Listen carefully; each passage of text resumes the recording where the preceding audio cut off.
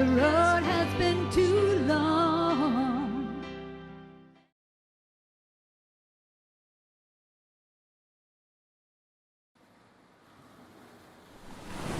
There are few truly wild places left in the world. The middle of the North Atlantic is one of them. It's not a place I ever expected to find myself. When my marriage of 25 years ended badly, I was determined never to put myself in the way of another broken heart. I bought myself a tiny condo, surrounded myself with books, retreated from the world. Never again, I told myself. Never again. But then I met an extraordinary man, and in an act of great courage, or foolishness, I decided to sell everything I owned and sail across the Atlantic Ocean with him. The middle of the ocean is a place to test yourself, but it's also a place to think and dream and try to make sense of your life. I discovered that I was stronger and braver than I'd ever realized, and happier than I'd ever imagined I could be. I really did find myself in the middle of the North Atlantic.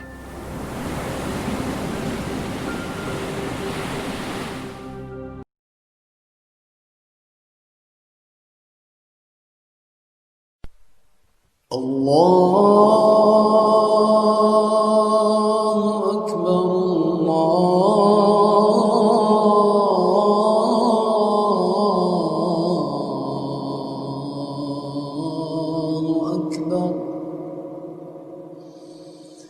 الله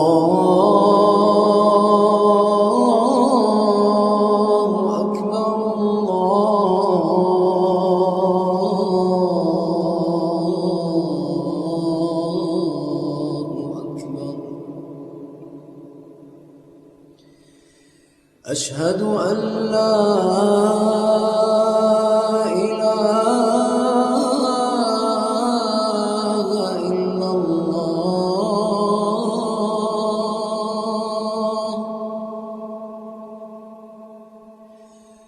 أشهد أن لا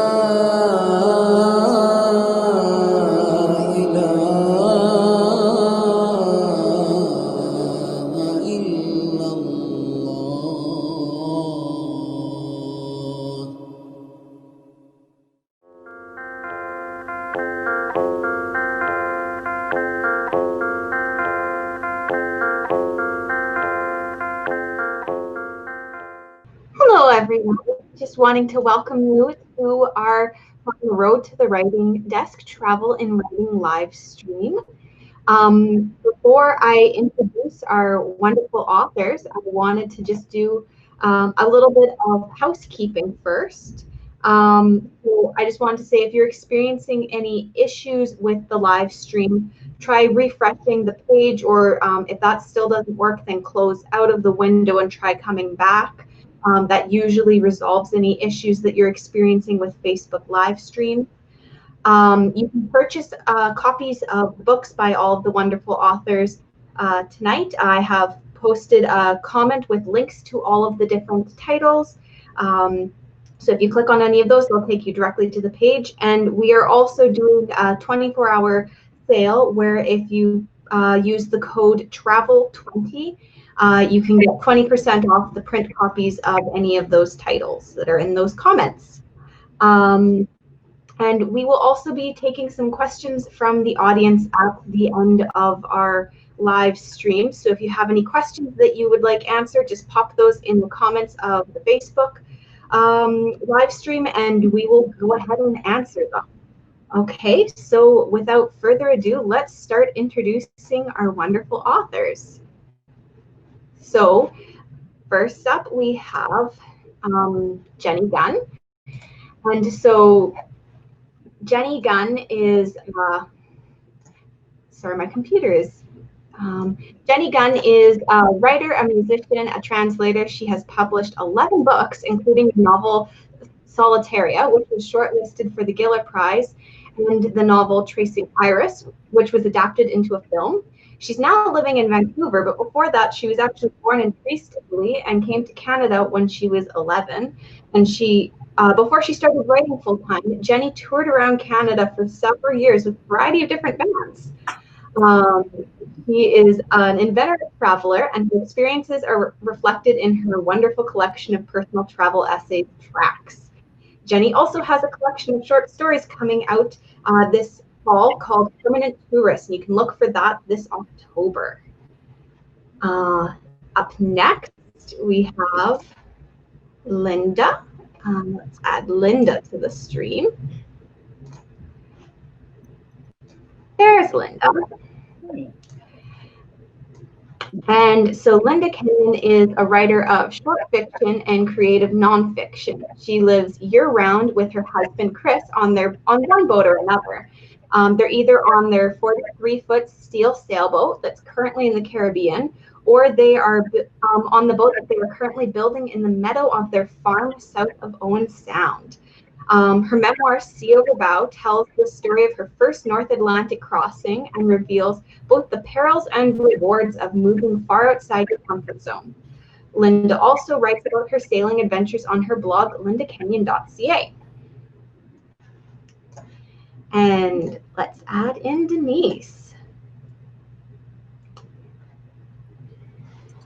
And last but certainly not least is Denise Roy, who is the author of 3 short story collections, including Brilliant, Any Day Now, and A Quiet Night and A Perfect End, as well as the memoir Buttercream. Denise moved to Montreal from Los Angeles when her 12-year-old daughter Ariel convinced her that they should run away so that Ariel could join the circus. Ariel actually went on to study with Montreal's Cirque du Soleil, and Denise stayed in Montreal until 2008 when she and her husband moved to Abu Dhabi to help in the startup of a brand new English language newspaper, The National. She now lives in Hamilton, Ontario, and her experiences of living in different cities around the world influence and are reflected in her writing. So, hello everyone. Hello. So do we want to get right started with questions? Sure. Sure. Okay, so the first question is, why do you travel? So Genni, do you want to answer that one first? Sure.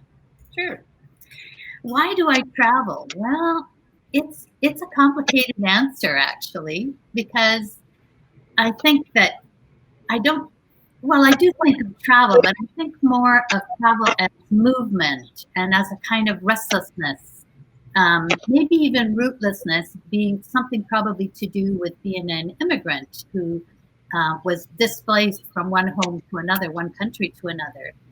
I also come by it quite honestly because my mother, her family was constantly moving around every 2 or 3 years. So she's always been moving around. And when we came to Canada, we continued this erratic kind of moving around from, house to house to city to province. And something that my mom continues to do now, even though she is 96, she's continuing. Of course, this pandemic has kind of put a big halt on the traveling. The other thing I wanted to say is that, there's something kind of interesting. I've often wondered if there's a genetic component, because there is actually, it sounds kind of implausible, but there is a gene called DRD47R that actually affects the dopamine responses in people. And researchers have found that migratory cultures have this gene, most of them, much more so than any settled cultures. And about 20% of the population has it. So it's a dopamine receptor gene, and sort of urges you to be restless and take chances and do things. So I've often, goodness, sorry about that. So I've often wondered if that isn't, I've shut it off, but it's, there, sorry. So I've often wondered if there's some truth to this gene that actually, we have. I certainly have it. I feel like I have it.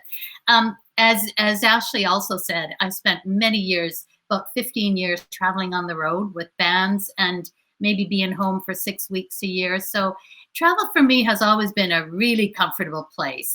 I've never felt lonesome or homesick, or in fact, I'm always intrigued to explore new places and new things.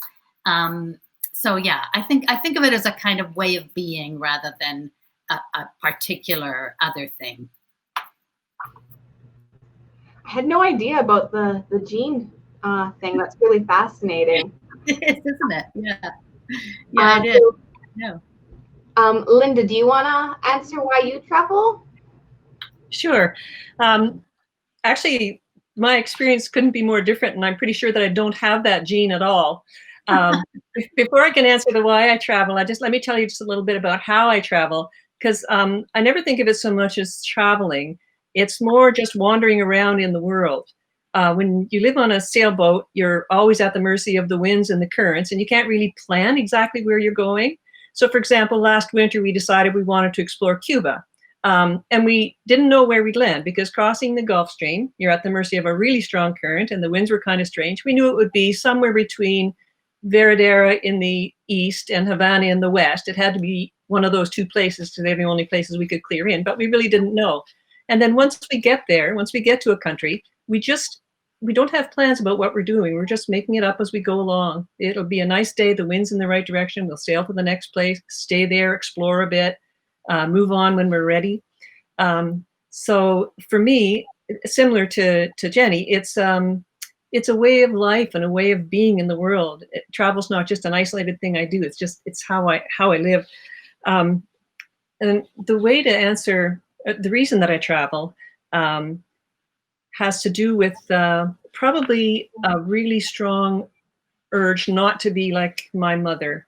Our family certainly doesn't have the travel gene. My mom's life was very, very small. If I probably should have been more compassionate about her fear of leaving the house. Like, she literally never left the house. Well, not literally. She would go occasionally out with Dad, clutching her purse to her because the world was dangerous and people were bad. And I reached a point in my life where I did not want to be my mother. I really didn't want to live like my mother did. So I took the chance when I met Chris to sell everything I owned and move onto the sailboat and just travel. And that's what we do now. We do come home to our farm in Owen Sound, south of Owen Sound, from time to time. But I think our hearts are really on our boat and out there just wandering around in the world. So that's why I travel, to not be my mom. Who would have done really well in this pandemic. She was just thriving. So Denise, do you want to answer why you travel? Sure, I love listening to these answers.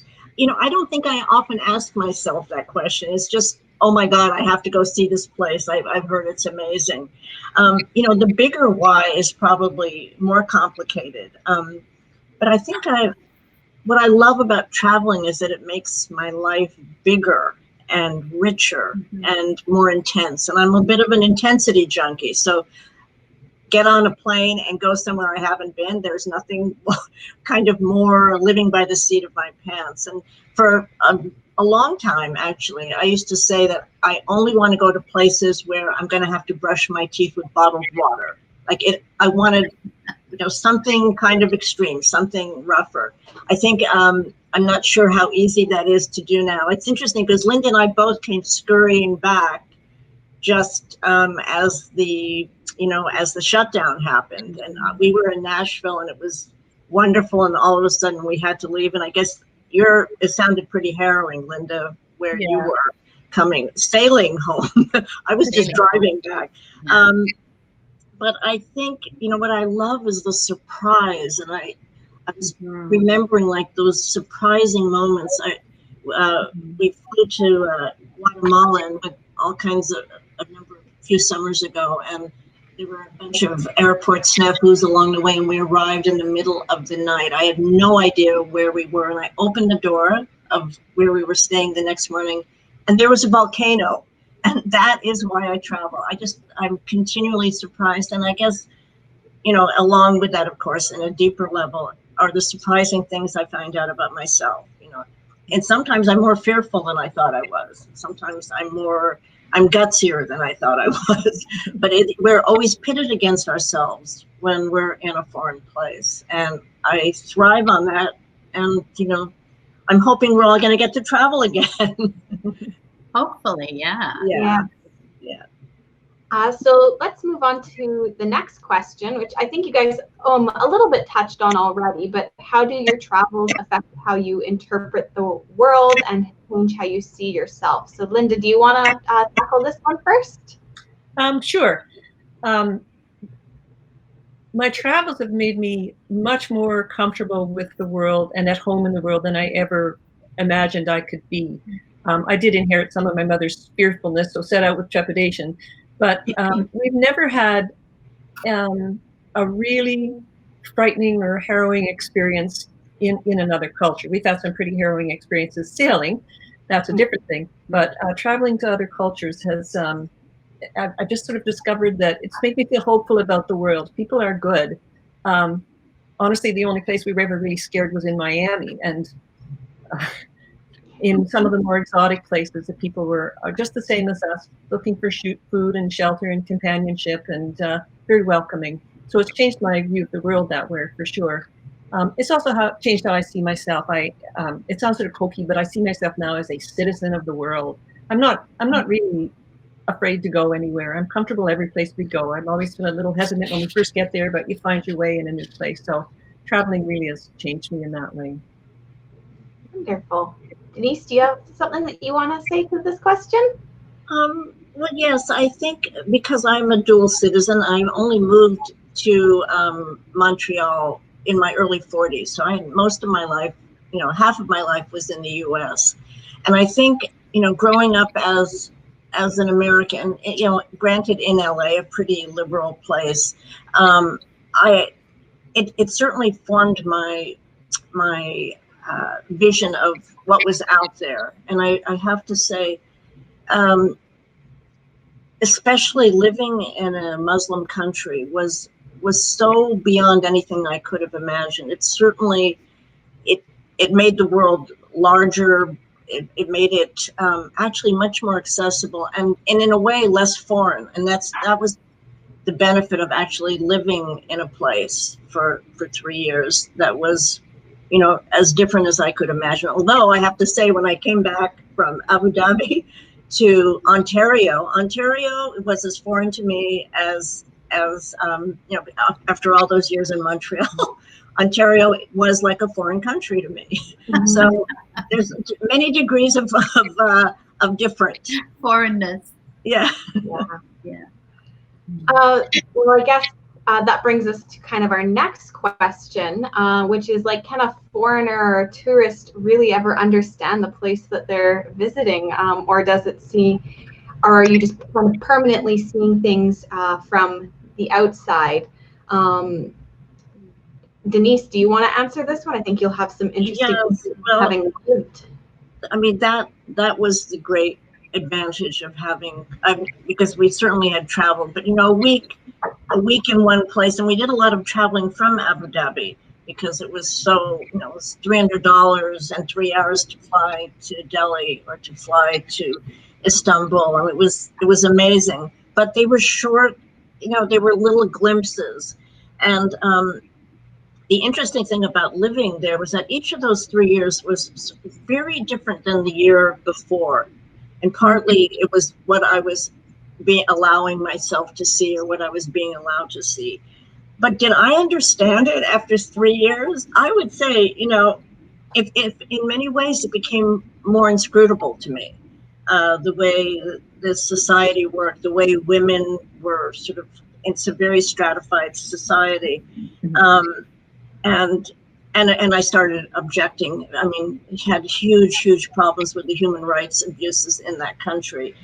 But did I get it? I don't know.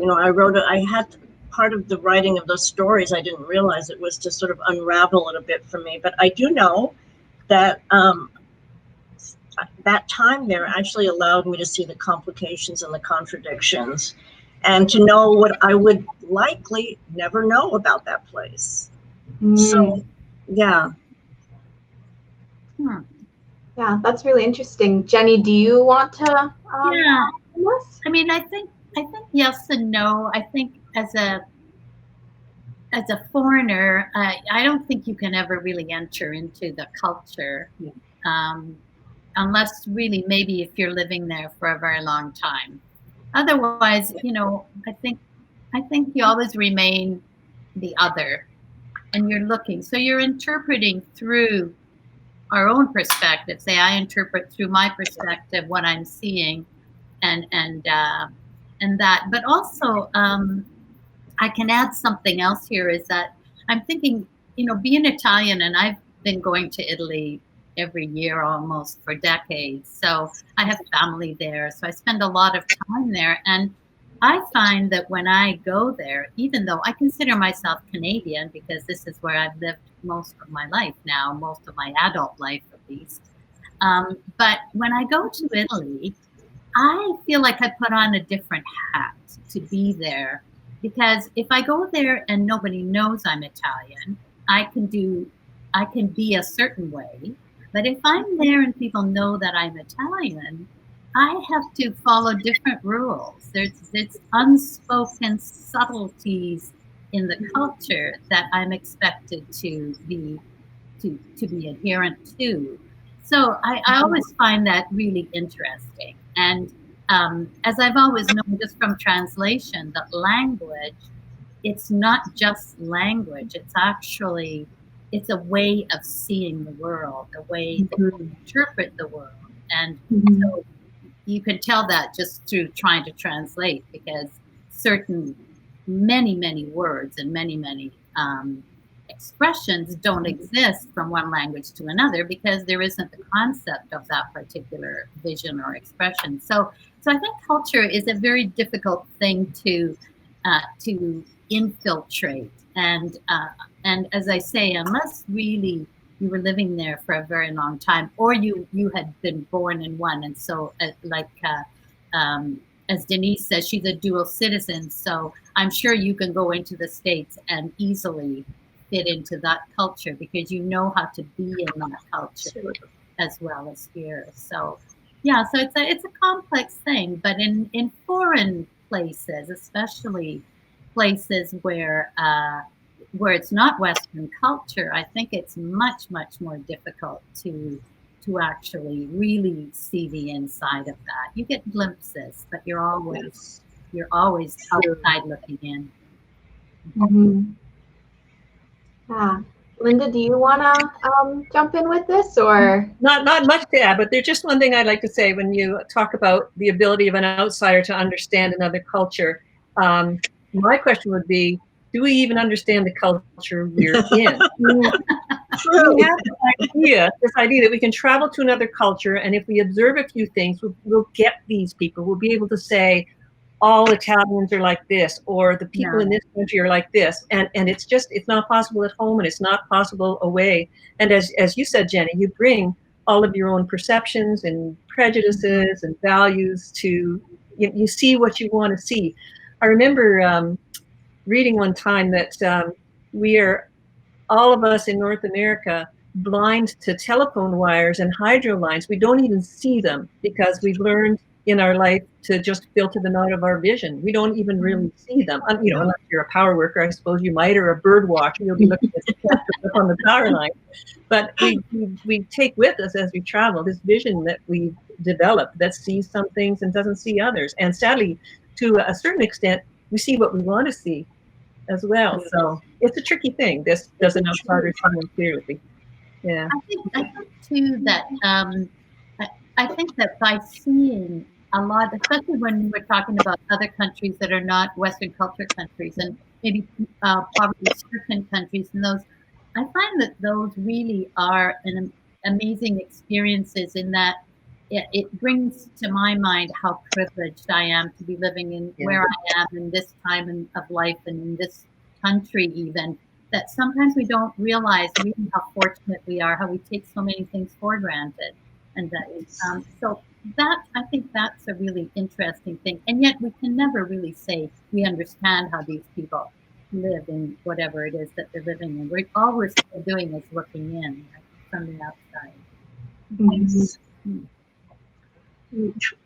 Okay, so our next question is, what comes first, the desire to travel to a certain location or the idea for the story? Is the travel more for like research for the story, or is it that the idea of turning your travels into writing comes later on. So Linda, do you want to maybe answer this one first? Sure. Another thing comes first. I'm always traveling and I'm always writing. So I don't go to a place because I want to write about it, and I don't necessarily write about a place because I've been there, because I go to places that I have no desire at all to write about. So it's not a question of which comes first. For me, the two things are happening all the time, and I couldn't live without either of them. I couldn't imagine not writing all the time, and I couldn't imagine not traveling all the time. So, tricky one for me to answer. Denise, what about you? Well, I think the desire to go somewhere is always, that's always where it begins. I usually, I mean, I'm writing fiction, right? I'm not writing, did some travel writing for newspapers a while back, but it's quite different for me. I don't know necessarily that a place is going to end up in a short story. It's always a surprise, and it can be years later. I've been working on a novel for a very long time, and suddenly I've got a character going to Delhi, and I never wrote about India before. It was, and there it is. It's not a huge amount, but it's something. And no, the traveling always has, the desire to go somewhere is always where it starts. I don't know how a place is going to influence me or what it's going to spark until I start writing. Jenny, what about you? Well, I sort of do a combination of that. I would say definitely travel is first, but I have always kept very detailed diaries, journals. I keep journals of travel, just travel journals. I have them going back to the 1980s, and I'm always on the lookout for a story. I'm on the lookout for, or if I see something that particularly interests me, I will write detailed descriptions of it or whatever, right? But then in terms of the writing, this kind of the idea for a story, I could tell you a little story that happened recently enough, anyway, about a year ago. So I had, many years ago, I was in Italy in a particular place I went to visit. And I had the occasion of meeting, just by chance, an old man who had a collection of stones. I don't mean just a few stones. I mean, he had a huge kind of table outside filled with these fluorescent stones, which are spectacular stones, and they're from that area. And I was actually looking at something else, and he said, come here. Do you want to look at my stones?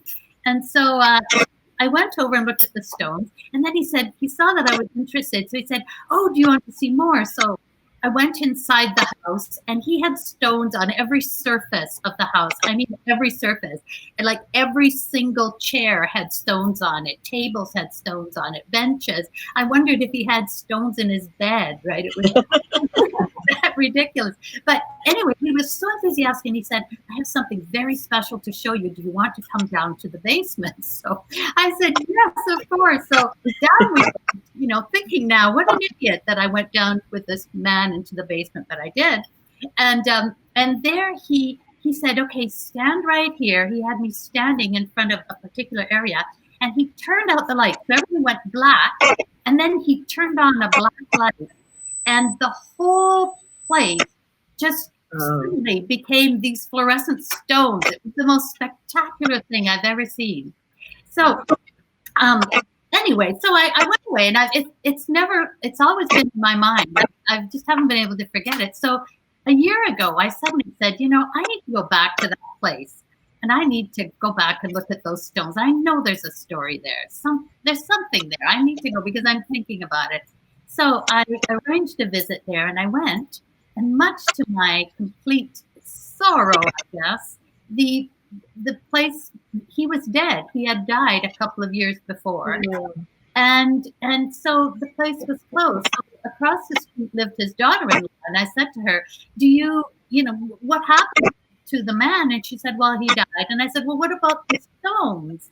And she said, oh, well, we'll come away to a museum in Milan, and then, the rest, she was very lackadaisical about it.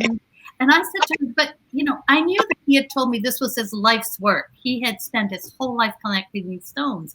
So I was kind of struck by the fact that, you could spend your whole life doing something, and then in just one generation, you could be forgotten completely. Because I said to her, who was he? What can you tell me about him?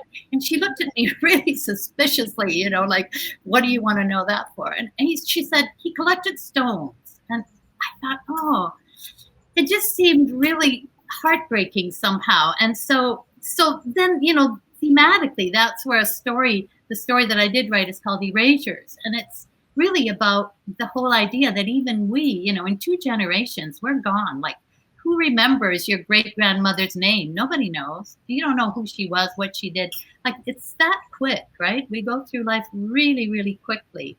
And so those, yeah, all to say that, yeah, sometimes I chase the story, but a different story turns out instead of the one that I was actually chasing. Yeah. That's a wonderful story. That's really interesting. Could I just add to that? One of the things you mentioned there is it's something that I always have trouble explaining. People say, where do you get your ideas for what you're going to write about, and how do you know what experiences to record? There is this thing that happens for me, and I wonder if it's the same for you, where you'll be having an experience, and it's either something or nothing. I have this little switch in my head. We'll be sitting on the back deck of the boat, having a glass of wine, watching the sun go down, and it's beautiful, and I'll think, this is beautiful, I'm really happy. In terms of writing, this is nothing. Yeah. And then there'll be another experience. I'll think, now that's really something, and I'll put that away. I'll save that. Yeah. And I'll remember it always. Yeah. And I think sometimes what happens, at least to me, is that some experience or some event or even just something that I see. Yeah. Sorry, my hands. See, I talk with my hands. I'll keep them down. Even something that I see instantly becomes metaphoric for me. Like, I suddenly see something and I think, oh, that is the perfect metaphor for something else, right? And so I definitely note that, write it down and think, okay, I don't know where this is going to go, but I know that at some point I'm going to be writing a story and I'm going to say, oh, those birds, I need those birds now. This is where they fit, right? Yeah.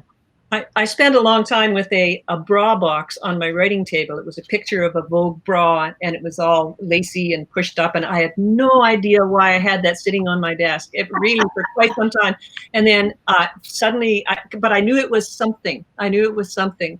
And then I was writing a story, and suddenly that box was exactly what I needed for it. Was looking, my response to that woman on the front of the bra box, and my thinking, oh my God, how could I possibly, like, she looked like a different species anyway.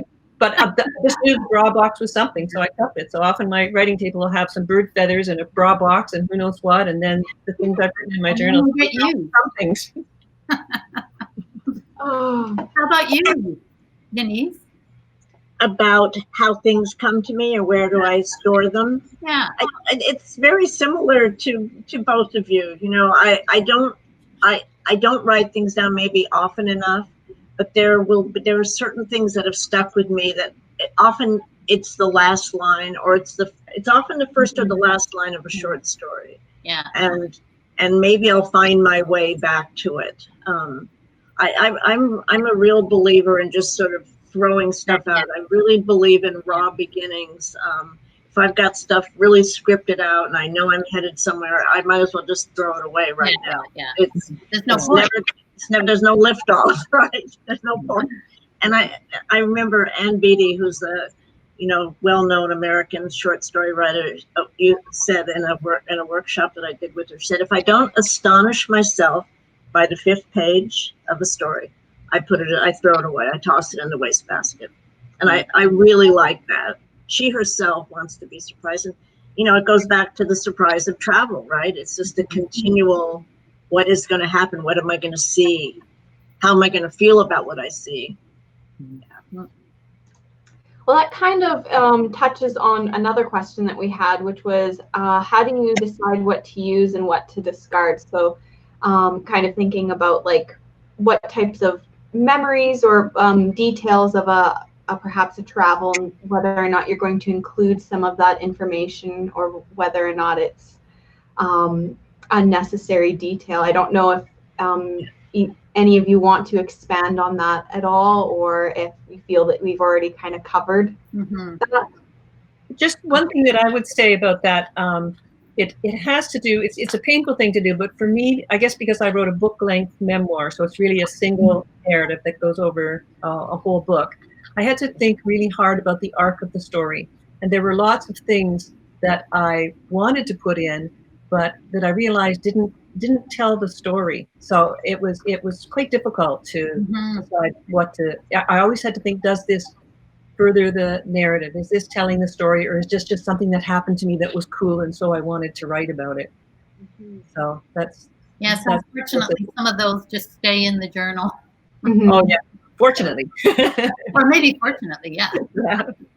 It's hard sometimes to know, like I'm showing off, or I've done some research and it's sort of an undigested lump of like, this is how much I know about something. If something doesn't truly move the narrative along, then it has to go. But that's one of the great things about having, my husband is a writer and he reads everything. He just was reading something today, in fact, and you know, I thank God I can take it from him. I probably can't take it from very many people. And our wonderful publisher, who is probably the best fiction editor around in this country. She really is. And yes, you know, there are certain people we can hear like, get rid of this. You know, not everyone, obviously, we can hear it from. Yeah. Okay, so kind of related, but what?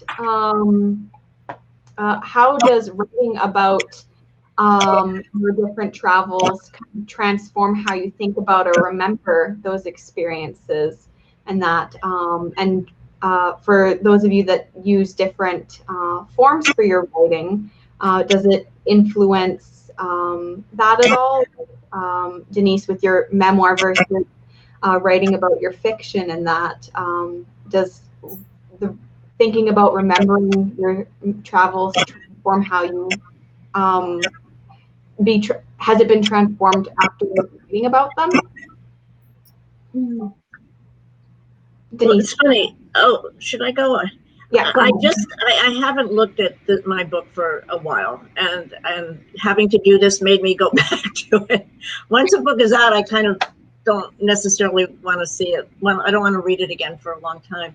And there's a last story where a Canadian character, comes home after having lived in Abu Dhabi for 3 years. It is not me, but and it's a long story, sort of the re-entry, how difficult that was. And it really did bring back, like, I forgot a lot about what it was like to come back here. I was not happy. And I really related Linda to that, you know, wasn't even they weren't really mixed feelings about when you knew you were leaving Portugal to come home. It was way sooner than you wanted. And, you know, it's home, but do I really want to go back there? And I had forgotten a lot about what that felt like. I had to actually read my own story to remember it. And you know, it was almost a decade ago, and I don't know. It's fascinating to go back and read ourselves, isn't it? Like, I felt that way. I also think there's something interesting about what you said there, especially, and I'm sure we've all experienced it, is that when you come back home, it's a little different than it was. I think it always is a little different. And I feel the same going back to Italy all the time. I keep going back there, and it's always a little different there too, and a little different here when I come back, right? So, because of course time goes on, and also our own experience of it is different, because we probably mythologize some of it, perhaps.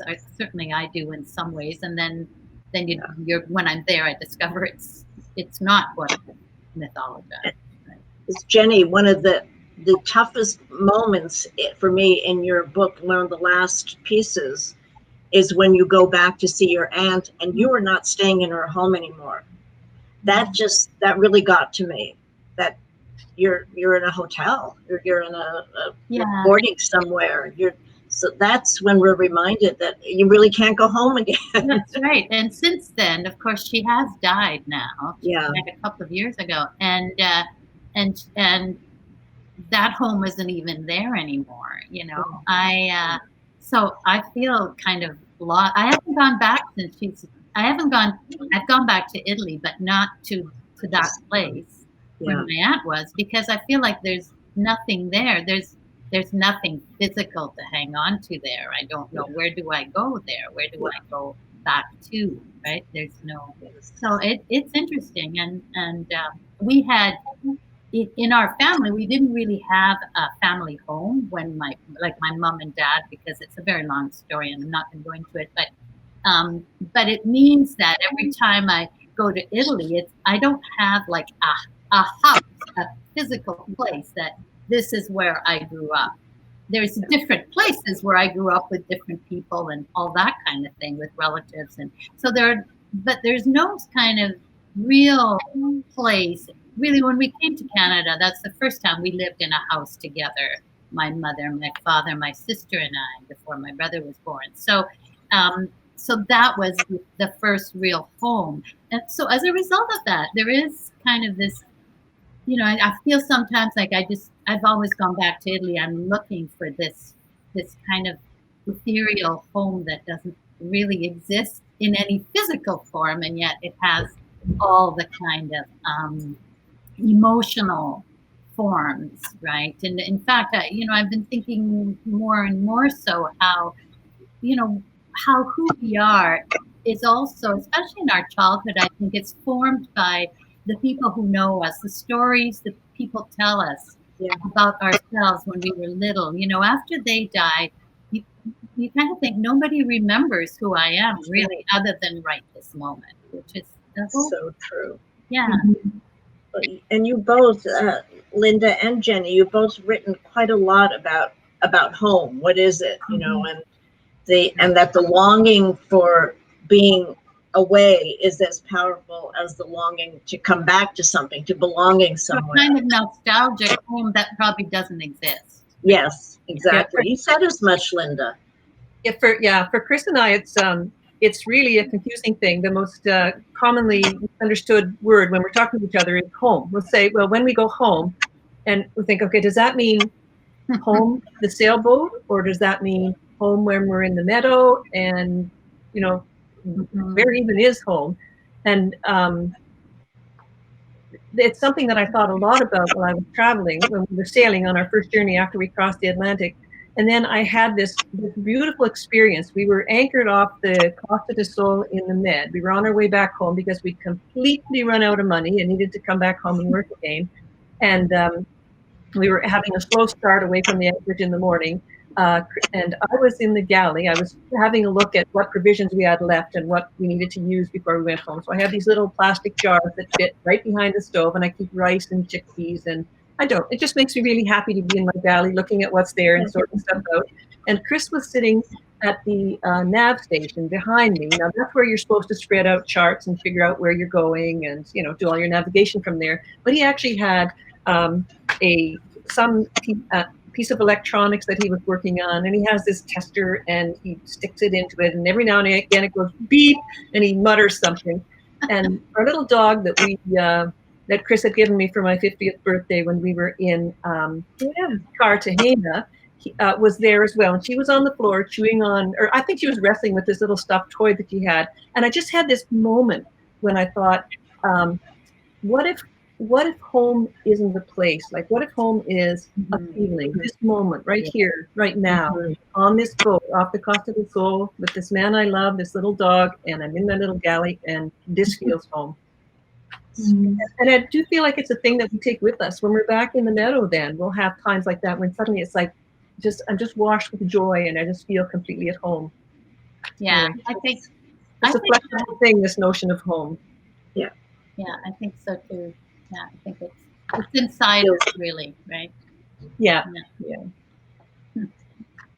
Okay. So another question more so about like why you write is what motivates you to write about your travel experiences. So Linda, do you want to tackle this one first? Sure. Yeah, that one for me, that one is kind of easy. The way that we travel, we are always, often if not always, in places that almost no one else gets to see. So nobody gets to see what it's like out in the middle of the North Atlantic. Even when we're traveling along coasts, we don't go into marinas, and we don't go into big cities and harbors. We find remote anchorages. I think about an anchorage that we found in the Balearic Islands that was just sheer rock walls on 3 sides, and then a deep enough anchor that we could get the hook down, and at night the cliffs just filled up with birds coming back to roost for the night.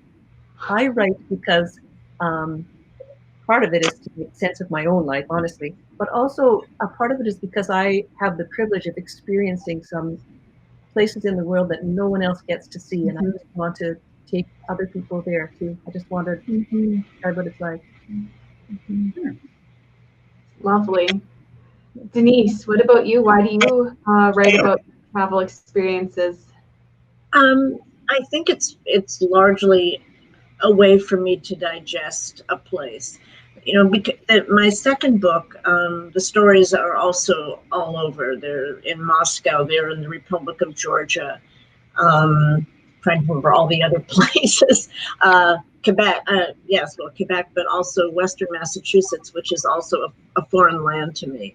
And they're connected stories. And I think it largely, I mean, I get fascinated with a place. I just, like, wherever I am, I sort of, you know, I, like you guys, I'm a sponge. Wherever I am, there's it's, you know, a lot goes in. And so what do I do with it? And maybe if I was an artist, I'd be painting, but I'm a writer. And so that's where it goes.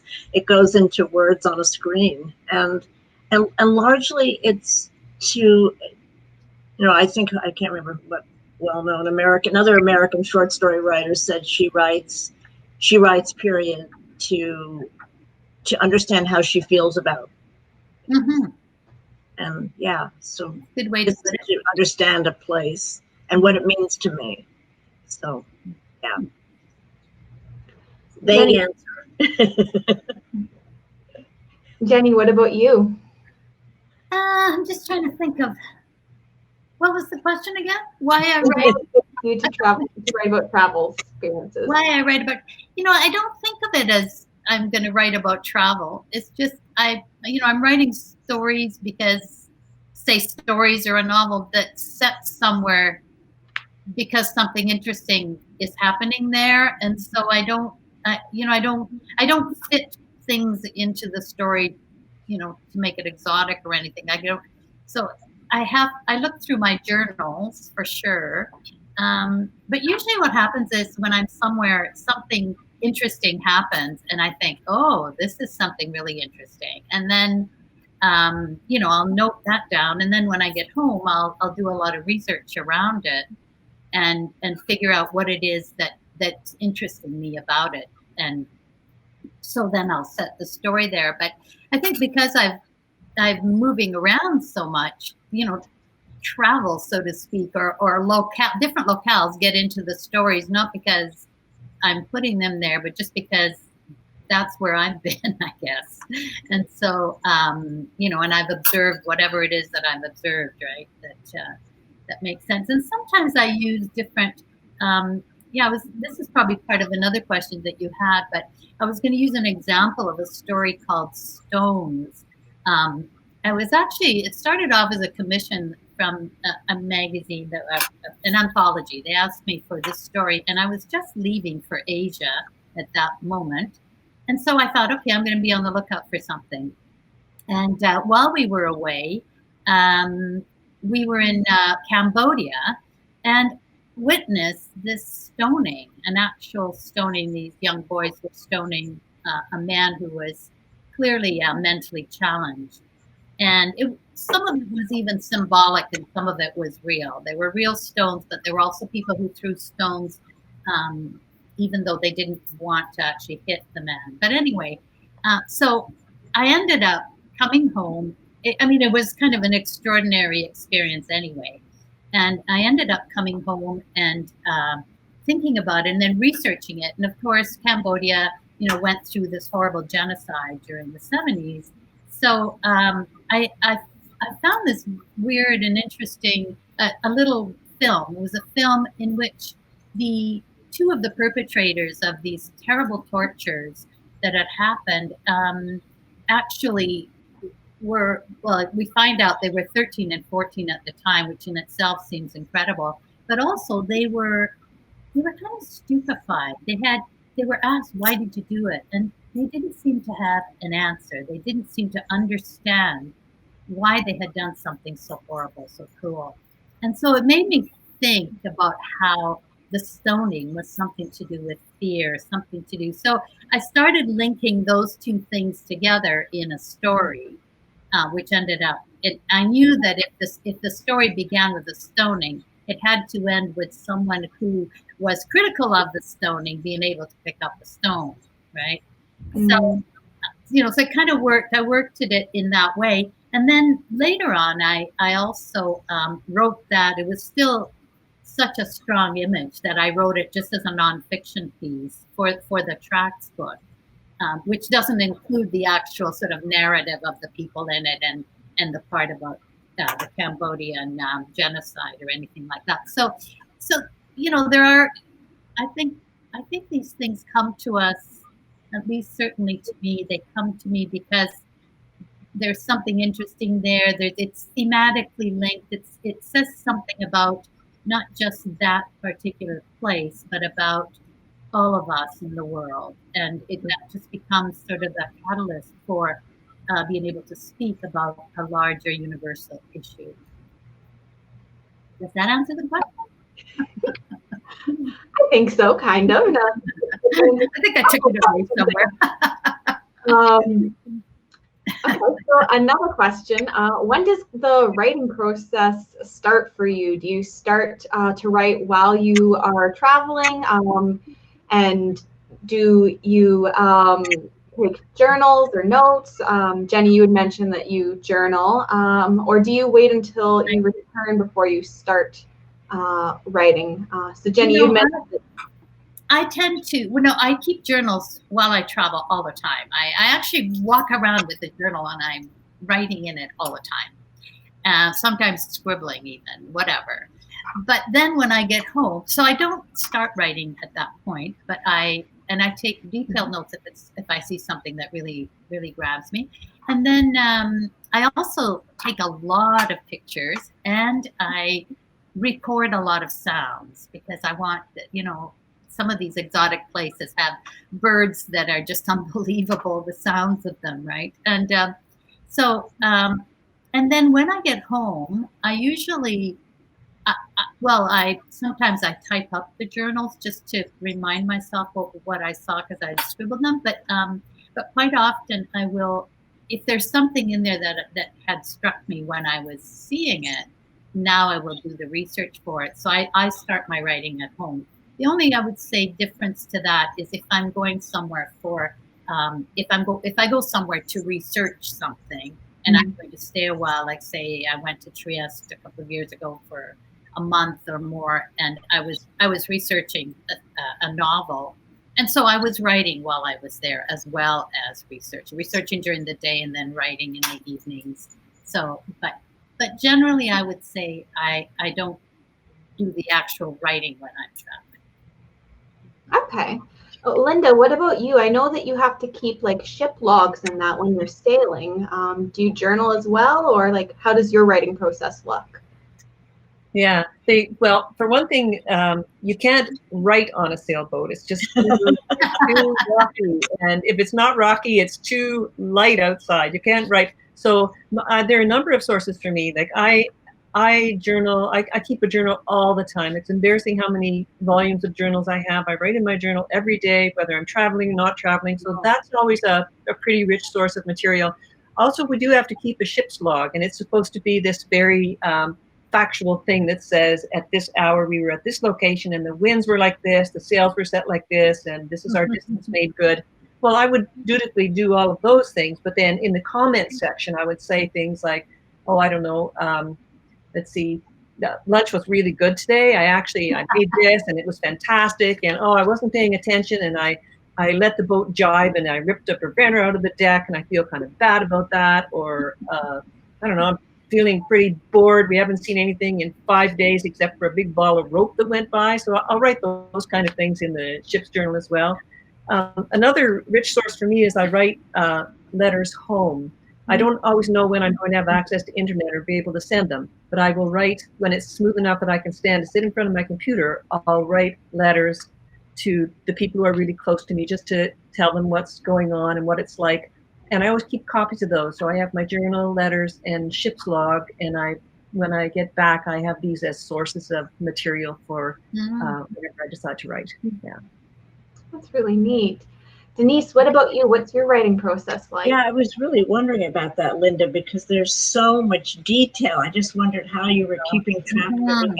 How do you keep, paper dry? I often let stuff gestate for quite a while. Obviously, Abu Dhabi, I was there. Apparently, I don't remember this. My husband reminded me that I started writing short stories almost within the first few months we were there. And I think that was unusual. And of course we were there for so long, but I actually wrote probably a third of that book after we came back. So I'm not a great journaler anymore. I think I depend on my memory, maybe too much. But I also have faith that I have a certain belief that what I need to remember is going to be there. If it was important enough, it will come back. And and it's always a surprise in the middle of a story. I wanted to say something. One of the things about travel is that it really throws us back on ourselves. And what I like to do in fiction is to kind of throw my characters up against a wall, emotionally, physically, whatever, mostly emotionally. And so there's no better way, that might be one of the reasons that other places and travel has ended up in those stories, because there is no, it's a given that we're going to confront ourselves when we're someplace we don't know. Yeah. Okay. I noticed someone has asked a question about legacy planning for journals, for writers. And I think that's, oh, here we are. I mean, something else. What the others think about this, but that's always something that I approach with a mixture of fear and I'm not sure what to do about my journals. There are lots of stories in them, but there's also lots of stuff that I'm not sure I'd want to be made public. Yeah. My current plan is my sister Brenda is charged with getting them somewhere secure, and then maybe burning them, honestly. I found I have archives at the University of Calgary, and so I send all my stuff up there. But I haven't sent my journals because, as you say, I'd have to go through them, and they're personal. Although I just keep travel journals. I don't journal daily. No, just travel journal. But what I have found is that whenever I'm preparing some boxes to send to the archives, is that there's a certain moment.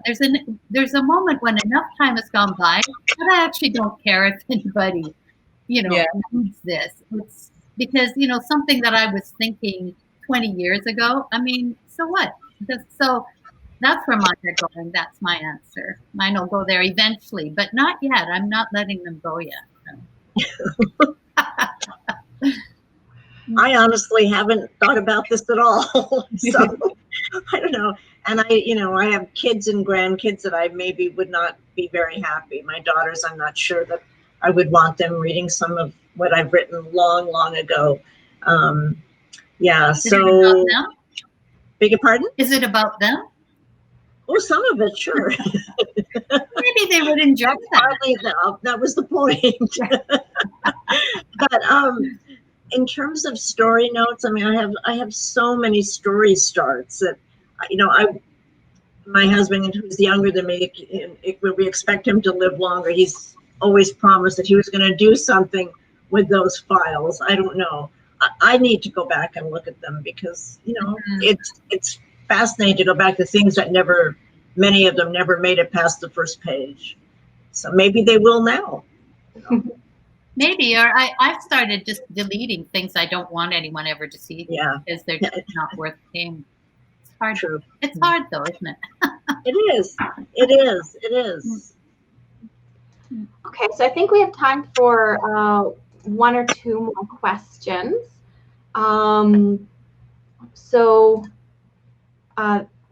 This question is more so for Denise and Genni, but how do you decide whether to use your travel experiences in fiction or nonfiction, and which do you prefer? So Denise, you have both your memoir as well as your collections of fictional short stories. Do you want to touch on this one first? I think you already answered this question. Yeah. So go ahead, Denise. Yeah. Okay. I really believe that the writing itself decides what it wants to be, what it wants, where it wants to go.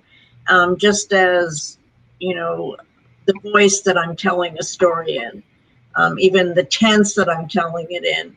And sometimes even with voice, I'll go back and forth between how is this going to be told? Who is going to be telling the story? Is it first person? Is it third person? But so I believe that if I just keep writing long enough, it will tell me what it wants to do. And so, because the last nonfiction book that I wrote, I swore the memoir, I would never write another nonfiction book again, because I got it was the response to it from the people that I was writing about was not exactly what I was expecting. It was quite painful. So I have no intention of writing writing a nonfiction book again. Individual pieces fine, but not that. But I do think that our writing, it's almost like I need to say, you tell me what you want to be as I'm writing. What do you want to be? And there's a lot of freedom in that. If that idea that I'm going to control it from the very first sentence is always a disaster for me as a writer, frankly. So I think you could do a romantic left, where you actually do write about real people, give them different names. And the truth is that a lot of people, especially if they're nasty people, they won't recognize themselves because they won't think that that's them. That is true.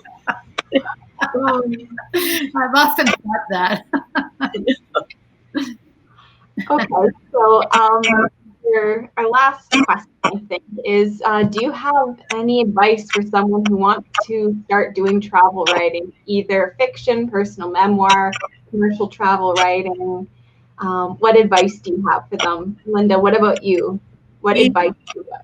Easy. Keep a journal. Keep a really detailed journal all the time, because you never know what you're going to use and what you're not going to want to use. The other thing is to try to think about, if you want to do travel writing specifically, try to think about what kind of travel writing you want to do. What is your purpose in writing it? Are you, be clear about what it is you're trying to do, because there are all different levels of travel writing. And you want to do the kind of travel log that goes in a newspaper. That's one thing. Read lots of those so you get a sense of what that's like. So read travel writing and keep a journal. I guess I'd have to say those would be my 2 things. Okay. Jenny, what about you? What's your advice? I was thinking about that. I think probably what Linda said, I agree with that. I think read. If you're going to write a literary piece, say a literary travel piece, then, get a whole bunch of the best travel stories, best American travel stories, whatever. And just read and see. They require a narrative. Most really good, I think, travel pieces, other than a travel log or something for a magazine. But if you want to do something in the literary vein, I think you need a narrative. So you need to really carefully choose what story you're going to tell, and it should have an arc of some kind. It should really be a story, right? So, Denise, what about you? You guys really said it. Just read, and if it's a piece aimed to one particular publication, I mean, travel magazines are, it's not a booming business anymore.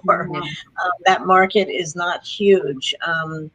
Is just to read like crazy, and what I taught writing for many years and taught magazine journalism for a while at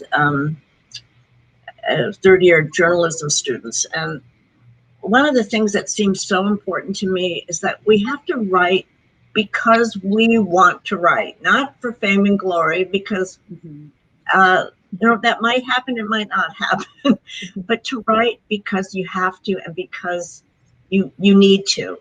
Not always love to, but that you need to write, and to write without expectation. Yeah, I think that's true. Yeah.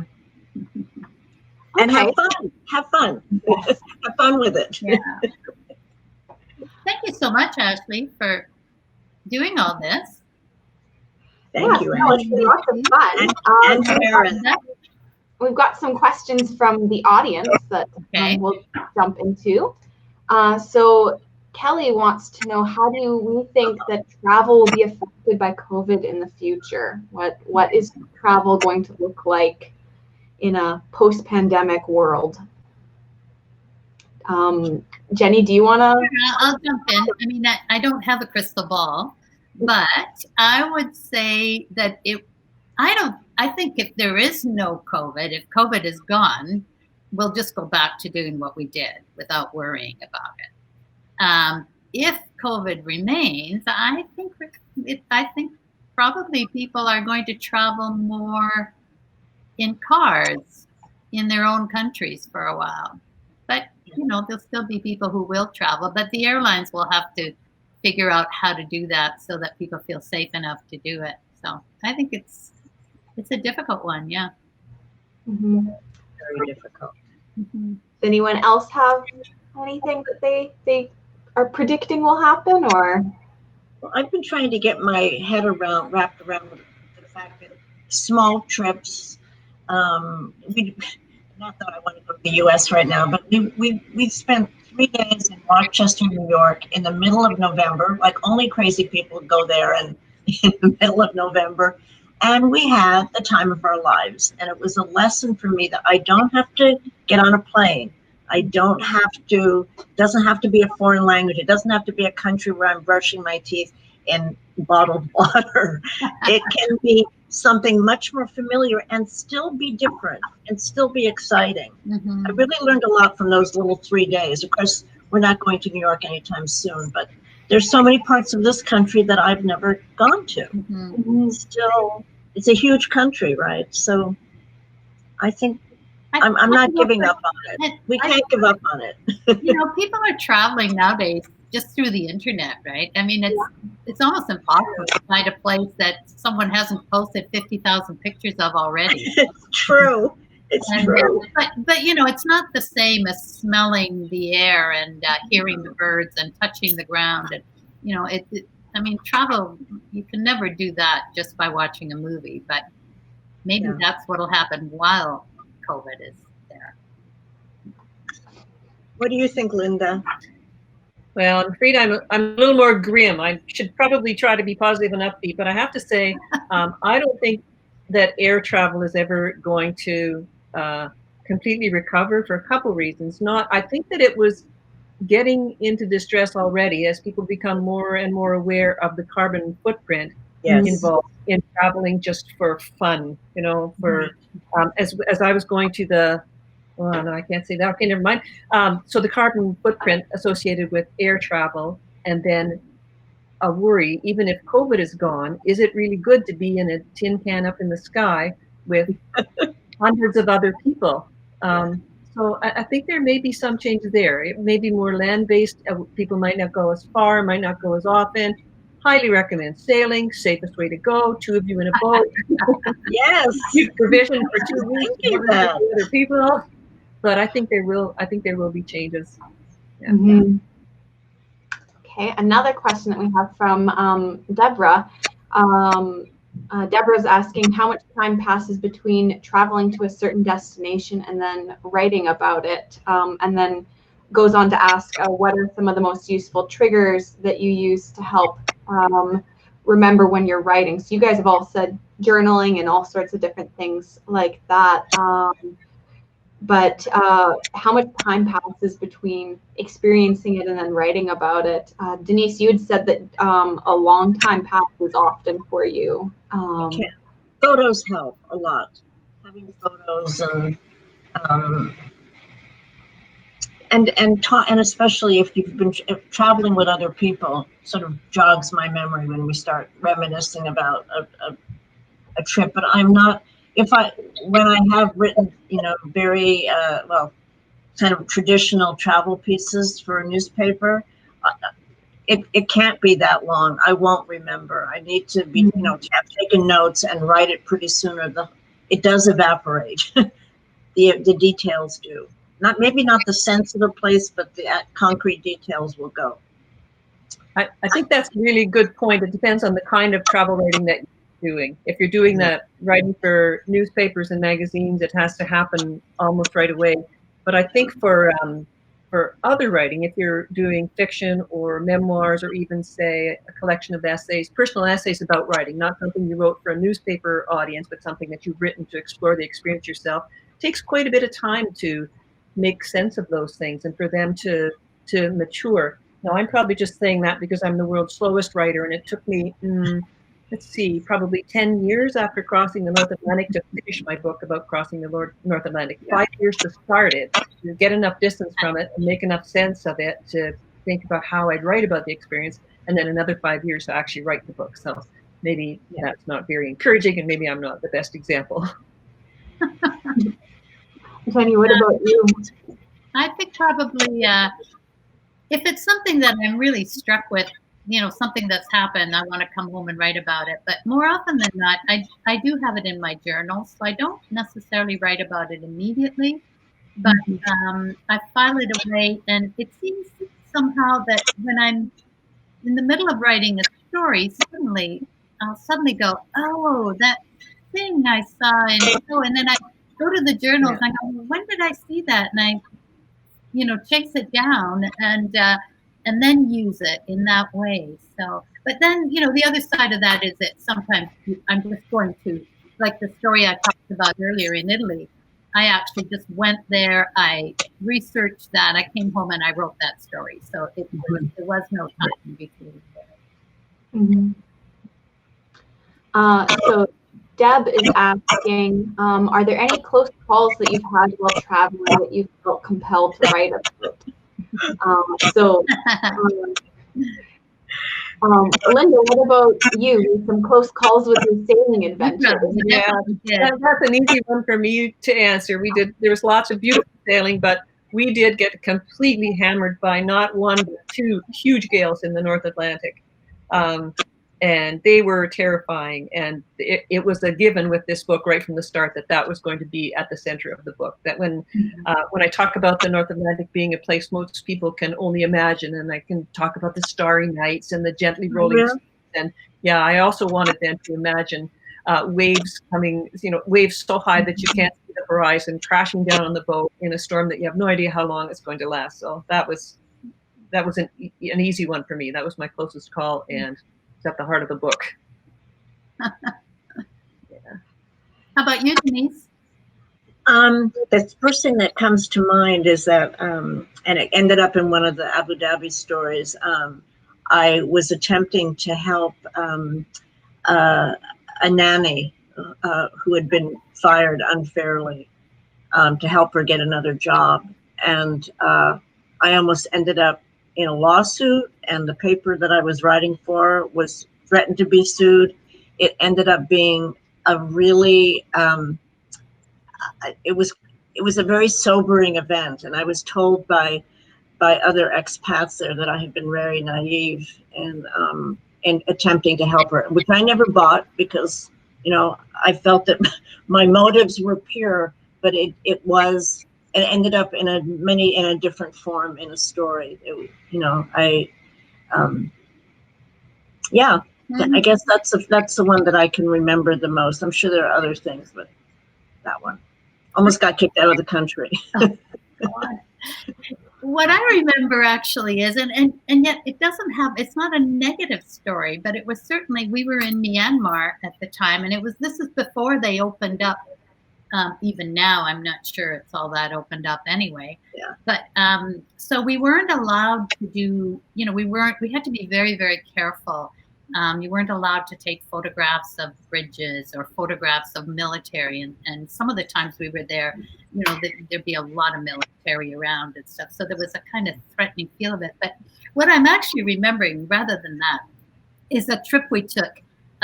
So you can't drive there. You have a driver, and we wanted to go and see this lake, this particular lake that's in the lake in Myanmar that now lots of people do go to.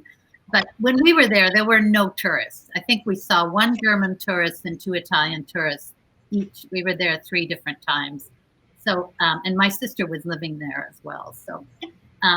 But anyway, we got into this van with people who could not speak English, which was fine. We knew where we were going, so it was like giving up control over your life in a way. So if you could call that a kind of close call, I don't know. We went off for hours, driving up through the mountains, and then we got to a place where they just opened the van doors and kind of pushed us out and pushed us around the corner. And there was a boat there, and we were just sort of told to get in the boat and gestured into the boat. And into the boat, it was night. It was pure night. We got into this boat, sitting on chairs in a boat, and the boat took off into this lake. And it was the most extraordinary thing. The sky was so huge, and we just had no idea where we were going. It was like we'd totally given up all control over our lives. And I thought, boy, we would never do this at home, right? We would never just get into a car with a person who can't speak a word of English and let him drive you somewhere and then tell you to get out and get in a boat. I mean, but it was an extraordinary, wonderful experience of just trusting, just simply trusting. And of course, we ended up in a fantastic hotel in the middle of the lake. It was on stilts in the lake, right? So, but I remember just thinking it was a wondrous kind of thing, and yet something that was, really you wouldn't do it here, I don't think. So. Well, I think that's probably all the time we have for questions. Just a reminder to everyone that you can use the code TRAVEL20 to get 20% off of the titles. The links to all the titles are pinned in the comments. So do pick up some copies of that, of some of these wonderful books that these wonderful women have written. And yeah, thank you so much for joining us today. It was a lot of fun. I hope everyone had as much fun as I did. Yeah, thank you. Thanks for pulling this together. Thank you. Thank you, all of you. Yeah, That's great. Great meeting you. I'm doing this, yes. Keep Yeah. well. Keep well. Yes. Yes, everyone keep well. Traveling, but not right now. Thanks, Karen. Yes. Bye. Okay, bye. Bye-bye. Bye.